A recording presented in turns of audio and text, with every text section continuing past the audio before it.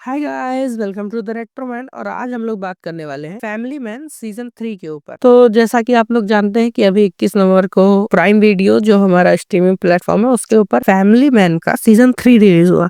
ये one of the best अभी तक की सीरीज है जो इंडिया में बनाई गई हो और one of the highest rated भी है। लेकिन जब इसका सीजन 3 21 नवंबर को प्राइम वीडियो पर रिलीज हुआ, जो कि लगभग 4 साल बाद है, जब इसका सीजन 2 2021 में आया था, तो लोगों की जो रिव्यू थे वो बहुत ज्यादा पॉजिटिव नहीं आए, या फिर आप ये कह लीजिए कि लोगों की एक्सपेक्टेशन जो पहले से लग गई थी इसके ट्रेलर देख के और इसका जितना भी अभी तक प्रमोशन मटेरियल, वैसे तो इसका प्रमोशन बहुत ज्यादा किया गया नहीं था। इसको बहुत ही जल्दी में रश्ड में ट्रेलर निकाल के और जिस तरीके की हाइप थी उस तरीके का प्रमोशन नहीं किया गया था। लेकिन जितना भी किया गया था तो उससे जो लग रहा था वो एक्सपेक्टेशंस मैच नहीं कर पाया है ये शो। ऐसा फील होता है कि ये शो एक मेस है, एक अनकुक्ड अनफिनिश्ड प्रोडक्ट है जिसको जल्दी जल्दी में निकाल दिया गया। तो आज हम लोग इसी टॉपिक पे बात करने वाले हैं कि क्या पॉसिबल रीजंस हो सकते हैं जिसकी वजह से हम लोगों को ये लग रहा है कि जो फैमिली मैन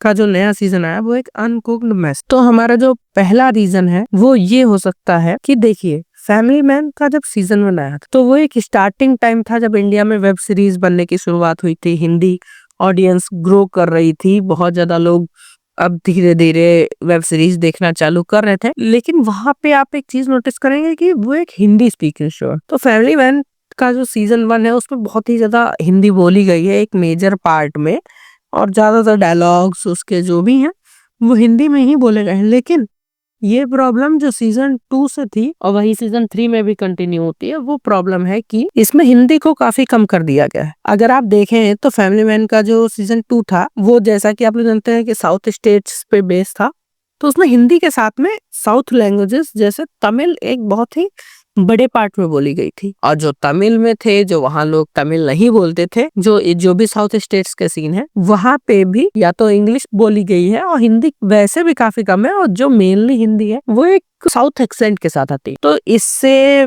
मुझे भी और कई जो मेन जो ऑडियंस है, जो घर वाली ऑडियंस है, खासकर जो एल्डरली पीपल देखते हैं जिनको बहुत जल्दी सबटाइटल पढ़ने की आदत नहीं है, या फिर बहुत ज्यादा जो है वो इंग्लिश नहीं फ्लुएंटली समझ में आती, ये शो उनके लिए दिक्कत था। ये प्रॉब्लम थी सीजन 2 में जो बहुत ज्यादा लोगों ने एड्रेस नहीं करी, लेकिन ये एक मेजर प्रॉब्लम थी कि इसमें हिंदी बहुत कम है। यही सेम चीज जो है वो सीजन 3 में भी चालू होती है, क्योंकि हमारा जो शो है वो नॉर्थ ईस्ट पे बेस्ड है। तो फिर इसमें मेजरली जो है वो नागालैंड की जो भाषा है, वो जो भी वहाँ की लोकल, और इंग्लिश जो है वो एक मेजर पार्ट पे बोली गई है। पिछले सीजन के मुकाबले इसमें हिंदी ज्यादा है, लेकिन फिर भी अगर इंडिया की पीएम और उनके कुछ एडवाइजर्स बात कर रहे हैं तो वो इंग्लिश में ही मेजरली बात कर रहे हैं। ऐसा नहीं होना चाहिए, वहां पे हिंदी का यूज किया जा सकता था, या फिर जो नागालैंड की भाषा है उसको आप हिंदी ऑडियंस के लिए डब कर सकते। मैं जानता हूँ कि आप एक ऑथेंटिक चीज रखना चाहते हैं, लेकिन आप ये बात समझिए कि हर आदमी को सबटाइटल पढ़ने की और बहुत ज्यादा सबटाइटल देखने की आदत नहीं होती है। कुछ लोगों को एक नॉर्मल हिंदी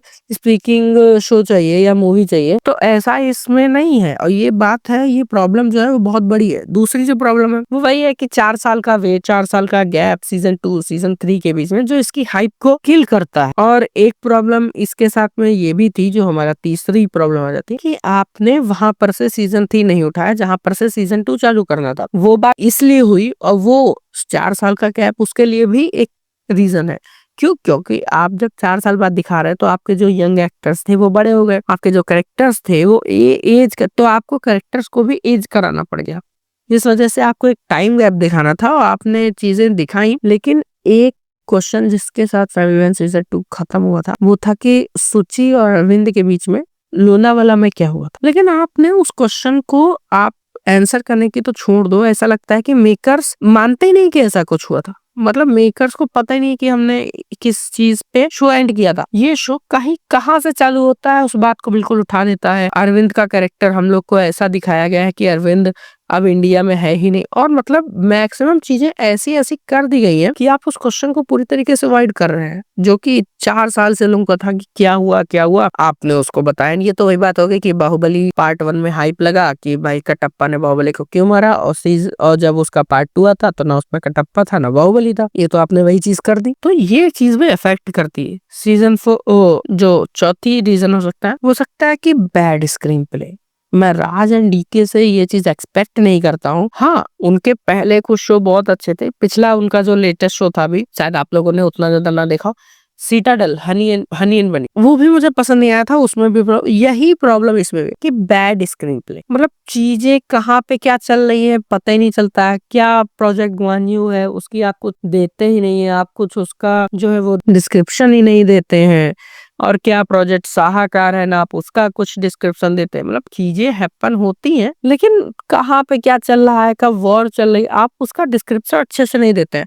आप कैरेक्टर्स को बिल्ड नहीं करते हैं, मतलब कैरेक्टर को बिल्ड करने में टाइम नहीं दिया गया है। बहुत फास्ट फॉरवर्ड स्टोरी लगती है, ऐसा लगता है। और स्टोरी स्लो पेस है, आपको स्लो पेस फील होगी, लेकिन बहुत ही फास्ट फॉरवर्ड लगेगी। चीजों को काट काट के थोड़ा यहाँ से दिखा दो, थोड़ा वहां से दिखा दो। मतलब आप कोई भी चीज को, क्या डील है जो द्वारकनाथ और पीएम के बीच में होने, मतलब किसी भी चीज पे बहुत ही क्वेश्चन जो है वो आंसर नहीं किए गए पूरे सीजन में। ऐसा लगता है कि मेकर्स में क्वेश्चन अवॉइड करते करते बस अपनी एक स्टोरी पे चलते रहो, जिसका क्या एंड होना था, क्या होना था, ऐसा लगता है उनको पता नहीं। एक तो एक हाफ पूरे सीजन है, इन्होंने पूरा एपिसोड जो है वो पूरा नहीं किया। दूसरी बात, ऐसा लगता है कि कुछ भी चल रहा है, कहीं पे भी कुछ भी करे दे रहे हैं, कुछ पता ही नहीं चल रहा है। हाँ, और अभी श्रीकांत यहाँ थे, फिर उनकी फैमिली का क्या हुआ, वो जो ऐप बंद हुई, इन्होंने क्वेश्चन उठाया था कि श्रिंकमी जो है वो बैन हो गई, फिर उस पे क्या हुआ, क्या हुआ इनकी नौकरी, कुछ भी किसी भी चीज का आंसर नहीं देते हैं। तो ये एक बैड राइटिंग है, और उससे भी बैड है इसका स्क्रीन प्ले, वीक राइटिंग